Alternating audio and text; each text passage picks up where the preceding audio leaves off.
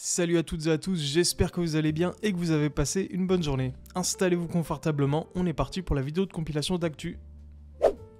L'INSEE sort les statistiques interdites après un tweet problématique. Donc on peut voir le tweet d'Alexandre Boumi qui dit en citation « Les migrants font les métiers que les Français ne veulent plus faire. Voici la réalité ». Et donc là sur la photo, on voit qu'au contraire, il y a quasiment que des blancs sur une équipe d'éboueurs. Et l'INSEE répond du tac au tac. Bonjour, en Ile-de-France, plus de 6 aides à la domicile, aides ménagères ou employés de maison sur 10 sont immigrés. Idem pour les ouvriers du gros œuvre du bâtiment et des travaux publics. Un cuisinier francilien sur 2 est immigré et plus de 4 sur 10 s'agissant des agents de gardiennage et de sécurité, agents d'entretien et assistantes maternelles. Tiens donc INSEE, je croyais qu'on n'avait pas droit aux statistiques interdites. Bonjour, la statistique publique produit un large spectre de données qui servent à connaître la diversité de la population, à mesurer les inégalités, parfois les discriminations, etc. Oui, c'est quand vous voulez, quoi. Pouvez-vous nous donner le pourcentage de personnes issues de l'immigration extra-européenne sur 3 générations qui sont en France, qu'ils soient naturalisés ou pas? L'INSEE n'est même pas neutre, les gauchos sont partout, il y a du ménage à faire. Du coup, pouvez-vous nous donner ceux sur le chômage de ces populations immigrées, du taux de travail, des aides perçues, etc. Merci d'avance. Avez-vous les mêmes statistiques ethniques sur les faits contraventionnels, de délinquance et de criminalité, ainsi que sur les taux d'occupation dans les prisons afin d'évaluer le large spectre de la diversité des populations et mesurer les inégalités? Ah bah voilà, donc vous avez des stats ethniques quand ça sert le bréviaire immigrationniste. Parfait, maintenant on veut tout le reste, aide sociale, criminalité, etc. Malheureusement, on attend toujours vos statistiques sur le coût pour la société française d'un immigré par pays d'origine. Statistiques que le Canada fait et c'est édifiant. Coup de crosse sur la tête. Inoxtag et ses proches ont été placés en sécurité après une agression ce jour à son ancien domicile. 3 individus masqués avec une arme sont tombés sur des personnes qu'ils pensaient être les parents d'Inoxtag et qu'ils voulaient séquestrer. Elles ont été blessées et les suspects ont pris la fuite. Ce matin vers 7h, 3 inconnus, masqués et munis d'une arme de poing, sont parvenus à pénétrer dans le jardin de l'ancien domicile occupé par les parents d'Inoxtag, une maison vendue en 2020. Le trio a ensuite réussi à entrer dans le logement dans lequel se trouvaient un homme et sa compagne. Le mari a reçu un coup de crosse sur la tête, précise une source proche de l'affaire. Un échange de coups a ensuite eu lieu avant que les 3 agresseurs ne prennent la fuite sans rien avoir dérobé. Donc ça fait déjà suite à pas mal de cambriolages qu'il y a eu chez des célébrités françaises. Il y a eu Guillaume Play aussi il y a pas très longtemps je crois. Mais ça s'enchaîne depuis 2-3 ans, c'est un truc de malade. C'est une dinguerie d'avoir autant la haine des riches et d'être si jaloux. Force à lui et sa famille dans cette épreuve difficile. C'est la 3e fois en un an qu'il aille à Dubaï comme tous ses influenceurs, il n'y a plus rien à gratter dans ce pays. Un coup de Bardella. Le karma suite à son attaque sur Bardella, qu'il profite maintenant. Donc il y a un gars de 20 piges qui est menacé avec sa famille de séquestration et il y a des gens qui l'insultent pour des raisons politiques et de jalousie. Et c'est une vraie dinguerie le rapport qu'ont les gens avec l'argent et le succès dans ce pays. Il va virer à droite lui, on va pas le voir arriver. Il doit se réfugier sur l'Everest. Ne surtout pas faire d'amalgame. Inox ne veut pas de récupération politique, mesdames et messieurs. Bardella crache et panique en direct sur le procès de Marine Le Pen dans Face à BFM. À garder dans les archives. Ne pas avoir de condamnation à son casier judiciaire est pour moi une règle numéro 1 lorsqu'on souhaite être parlementaire de la République. Deuxième point qui a pêché dans cette campagne du Jordan Bardella. Attendez. Maxime. Si Marine Le Pen est condamnée? Si, avec des si, il y a un appel. Oui, Bien, on fait le... Ça veut dire que si Marine Le Pen est condamnée, même s'il n'y a pas d'inéligibilité, même s'il n'y a pas d'exécution provisoire, il n'y a pas de candidature possible pour Marine Le Pen. Si, c'est ce que vous venez d'expliquer. si au début de l'année, les juges décident de condamner, peu importe la condamnation, il y aura un appel. Non, mais très bien. L'appel vous rend plus blanc que blanc. Très bien. Et si l'appel confirme la première sanction et qu'il y a des législatives en 2027 ou une présidentielle en 2027, Marine Le Pen ne peut pas être candidate parce qu'elle aura été condamnée. C'est ce que vous venez de dire. Mais l'appel ne confirmera pas puisque Marine Le Pen est totalement innocente. Ça, c'est ce que vous dites. Non, mais c'est ce que je dis, c'est ce que je crois, on c'est ma verra. conviction. Mais vous venez d'édicter une position de principe qui est de dire s'il y a condamnation, il n'y a pas de candidature. Donc, et ça vaut pour tout le monde, on est d'accord. J'en viens au deuxième point qui a pêché pendant la campagne des législatives. En fait, il récite tellement par cœur ce qu'on lui dit qu'il se met en danger tout seul. Le charisme d'une huître, pourri jusqu'à l'os, hypocrite et menteur en plein direct à la télé. Vous remarquerez qu'à la fin, il regarde la journaliste avec un air paniqué. Hop, elle change de sujet et il est tout content. Si ça, ce n'est pas une preuve de leur complicité. Gros bug de Bardella qui ne comprend pas que faire appel ne veut pas dire être blanchi. Ce teubé ne sait même pas que le jugement initial peut être confirmé ou même aggravé en cas d'appel. n'a jamais travaillé de sa vie, ne va jamais au Parlement européen alors qu'il y est parlementaire, comptabilise 100% d'absentéisme au Conseil régional d'Île-de-France alors qu'il est tout de même rémunéré. Si vous cherchez à quoi ressemble un parasite. Je suis vraiment pas fan de Bardella, mais y a rien dans la séquence là. C'est moi où j'y vois absolument aucune panique. La pauvreté de certains commentaires est affligeante. Plus facile de dire fachouille que de réfléchir. Ils ne parlent pas sur le même plan. Bardella dit que l'appel est suspensif de la peine prononcée, ce qui est vrai. Et c'est vrai pour tout le monde. Un câble sous-marin reliant la Finlande à l'Allemagne a été sectionné. La cause n'est pas encore claire, mais il est probable que cela résulte d'une action humaine, soit une erreur, soit un sabotage. Étant donné que l'importance stratégique de ce câble ainsi que l'habitude non dissimulée de la Russie de rôder autour des câbles sous-marins des pays membres de l'OTAN, il est possible que Moscou ait tenté un sabotage. Des navires russes sont régulièrement observés en train de tourner au-dessus de ces câbles et en 2021 c'était carrément le câble reliant la péninsule d'Adonia, en Norvège, à l'archipel de Svalbard, tout au nord, qui avait été endommagé. Je pense qu'il est probable qu'il s'agisse d'une nouvelle action de guerre hybride décidée par la Russie, mais il va falloir attendre une confirmation. Les communications devraient être réparées rapidement, mais l'enquête prendra du temps avant de pouvoir désigner les causes réelles de cet incident. Donc là on peut voir le câble qui a été sectionné et à quel endroit. Donc là il y a eu une actualisation depuis. Un navire chinois est suspecté d'avoir coupé les câbles sous-marins. Le Yipeng 3 pourrait être à l'origine de ce sabotage. Il aurait conduit des manœuvres suspectes à basse vitesse sur les lieux du sabotage. Cette infographie montre son trajet plus que suspect. Donc là on peut voir que visiblement il tourne en rond, il fait des petits drifts autour de la position, donc ce qui est assez suspect, il est vrai.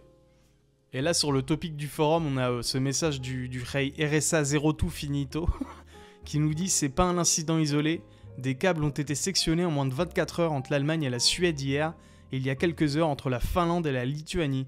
Je pense qu'il y aura quelque chose cette fois et c'est pas le damage control des shields russes qui va changer quoi que ce soit. Donc là on voit l'article en question de LRT. Câble sous-marin entre la Lituanie et la Suède endommagé. Un câble de télécommunication reliant la Lituanie et la Suède dans la mer Baltique a été endommagé, a déclaré Telia Lietuva, une société de télécommunications suédoise basée à Vilnius. Le câble a été coupé dimanche matin vers 10h. Les systèmes ont immédiatement signalé que nous avions perdu la connexion. Des investigations et des éclaircissements supplémentaires ont été menés et il s'est avéré que le câble était endommagé. Selon Semeskevicius, Telia transmet la connexion Internet à la Lituanie via 3 câbles. Cela signifie que la bande passante à Internet a été réduite d'un tiers en raison de l'incident. Cependant, la connexion a été rétablie pour des utilisateurs après avoir contourné la panne. Donc le navire en question apparemment était en train de se barrer de la mer Baltique, mais apparemment il est en train d'être poursuivi par 3 navires danois. Donc là on a la photo d'un des navires qui est à ses trousses. Russie, la télévision d'État a montré les pays européens qui seraient frappés par des armes nucléaires si la guerre s'étendait. Allemagne, France, Angleterre, Autriche, Pologne. Несложно предположить географию ответа в случае, если короткий пресс-релиз Белого дома станет реальностью. Под угрозой без малого все европейские столицы. Если... Putain, les Belges, ils sont épargnés. Ils ont pas de Coupe du Monde, mais au moins ils seront épargnés. Наши ракеты встанут в Калининграде. Берлин, Варшава, все Прибалты, Париж, Бухарест, Прага. Конечно, американские базы в Германии. Гармии Шпартенкирхен, казармы Патча, Шпангдалем, Рамштайн. Putain, ils vont bombarder Rammstein, quoi. Особое внимание Британии, нашему традиционному врагу, так как против нее будет работать значительная часть Северного флота. Под удар Вашингтон ставит не только Лондон, но и... Les Anglais, ils vont prendre cher. И Манчестер, Бирмингем. Ciao, la perfide Albion. Крупнейшую военно-морскую базу Девонпорт, Клайд в Шотландии, где король хранит ядерные ракеты Трайдент, Портсмут и Чатамскую верфь в графстве Кент. Британия в самом уязвимом положении. В принципе, достаточно 3 ракет, и эта цивилизация рухнет. Bon, en tout cas, les Belges, on compte sur vous pour repeupler l'Europe. Ils manifestent pour Free Palestine, mais pas contre la 3ème guerre mondiale. Pouvez-vous dire à Poutine de faire ça avant début janvier parce que mon petit-fils sera encore en Malaisie. Si je peux au moins en sauver un, dites-lui merci de ma part. Espérons qu'il ait les bonnes coordonnées de Paris. Et du coup, l'Angleterre n'envoie même plus ses missiles à l'Ukraine. Comme quoi. À savoir que c'est aussi réciproque, la Russie sera aussi détruite. Tout cela est bien malheureux, d'où Jésus. Bon, et ben moi je vais me casser aux îles Canaries ou à Lisbonne ou en Thaïlande. Pas aux îles Caïmans parce que je risque de rencontrer certaines têtes connues. Je plaisante, mais les véritables fautifs de cette situation doivent être mis sous silence au plus vite. La Russie ne doit pas oublier de frapper sévèrement la Belgique aussi. Pourquoi ils ont rien ils ont rien fait. La Russie doit viser en premier le palais de l'Elysée, et ensuite le 10 Downing Street, etc., etc. De grâce qu'ils épargnent l'Allemagne. Pourquoi l'Allemagne? De grâce qu'ils épargnent la France, ouais. La guerre a ruiné l'Europe, et on le saura après la guerre. James Bond, le remplaçant de Daniel Craig, ne sera pas forcément blanc, d'après les producteurs. Barbara Broccoli et Michael J. Wilson, producteurs de la saga James Bond, n'ont pas encore donné le nom du successeur de Daniel Craig, mais ils ont affirmé que le prochain comédien ne serait pas forcément blanc. Dans une interview à Associated Press, Barbara Broccoli et Michael J. Wilson, les producteurs de la saga, ont fait des révélations sur le successeur de Daniel Craig. Le comédien anglais a quitté la peau de l'agent secret en 2021 dans Mourir peut attendre. Depuis cette date, personne n'a repris le rôle. La question reste toujours d'actualité pour savoir quel acteur les producteurs ont choisi. Certains estiment qu'Aaron Taylor-Johnson, qui jouait dans Kick-Ass ou Bullet Train, pourrait être le prochain 007. Ce sera un homme, il aura probablement la trentaine, il ne sera pas forcément blanc, a indiqué Barbara Broccoli. La productrice a affirmé que le comédien en prendrait pour 10 ans au minimum. Une chose est sûre, le public va passer par une période d'adaptation. Chaque James Bond a eu ses détracteurs, surtout au début, a reconnu Broccoli. Et de rappeler les bêtises anti-Daniel Craig qu'elle a pu lire. Pourtant, les 5 films avec Daniel Craig sont les plus rentables de la franchise. Oula, ça sent l'asiatique vegan bipolaire non genré ça. Hâte de découvrir ce nouvel opus passionnant. Imaginez que le prochain Shaft ne soit pas forcément noir. Il ne sera pas forcément valide, et son orientation sexuelle sera vagabonde. Pour incarner Bruce Lee, il faudrait songer à Mike Tyson par exemple, ou Josiane Balasco, ça serait classe et pas du tout contre l'air du temps. Moi je vois bien Omar Sy ou Jamel Debbouze. Kobalade donne des nouvelles depuis sa cellule. Donc Kobalade qui a été envoyé en prison parce qu'il y a quelques mois il a tué un mec en voiture dans un accident dans lequel il était l'auteur. Et là il donne des petites nouvelles donc avec sa cellule qui est plus grande que la chambre d'un étudiant du Crous. Voilà, j'ai réglé ça, voilà. C'est carré, frère. Voilà, c'est carré, voilà. Voilà. En plus, moi, tu connais, moi, j'ai 2 frigos, moi. T'as capté ou pas? Voilà, 2 frigos bien chargés. T'as capté?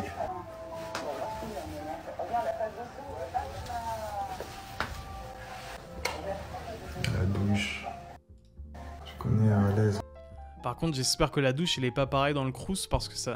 Putain, j'avoue, là, c'est sale quand même, c'est dégueulasse. Relâche, je suis ouvert, relâche. Voilà, j'ai réglé ça, voilà.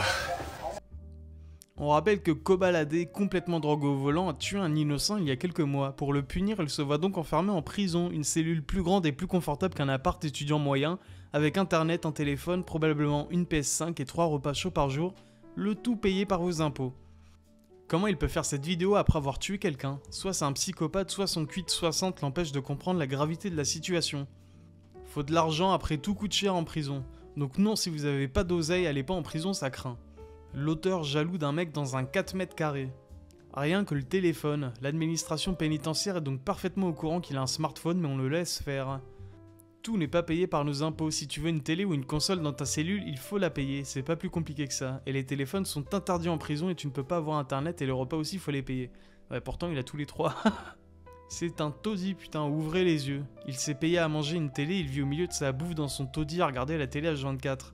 Alors peut-être que ça fait rêver les 02 paye bouteille de pisse du forum, mais les gens normaux voient ça comme une pure vie de merde en fait, faut ouvrir les yeux les reilles. C'est vous qui vivez comme des types en prison, pas l'inverse. Mila agressée sexuellement par un homme dans une boutique. Mais alors? T'assumes pas? Alors? Qu'est-ce que tu veux? Salope. Bonjour. Non, elle m'a agressé sexuellement, j'ai essayé de le filmer. Et le mec il a coursé parce que maintenant elle fait de la muscu. C'est devenu un mastodonte. Encore lui, toujours le visage dissimulé. Donc ça c'est le mec de la pub, comment ça s'appelle déjà? Sécu je sais pas quoi là, pour les sécurités dans les maisons. Ils avaient mis un voleur blanc, un vieux voleur blanc boomer. Et la famille c'était une famille métisse. Capuche, accent du bled, classique. Castration avant expulsion s'il vous plaît. Étonnant, un halogène ou descendant d'halogène, le hasard. Un rebeu agressant une blonde, fait divers d'une incroyable banalité. Dans l'extrait de la vidéo, c'est elle qui l'harcèle. On ne voit aucune agression, juste une nana qui court après un mec. Il est possible que c'est lui qui fuit car il ne veut pas d'elle. Oui, bien sûr. Toujours les mêmes encapuchés, aucune surprise.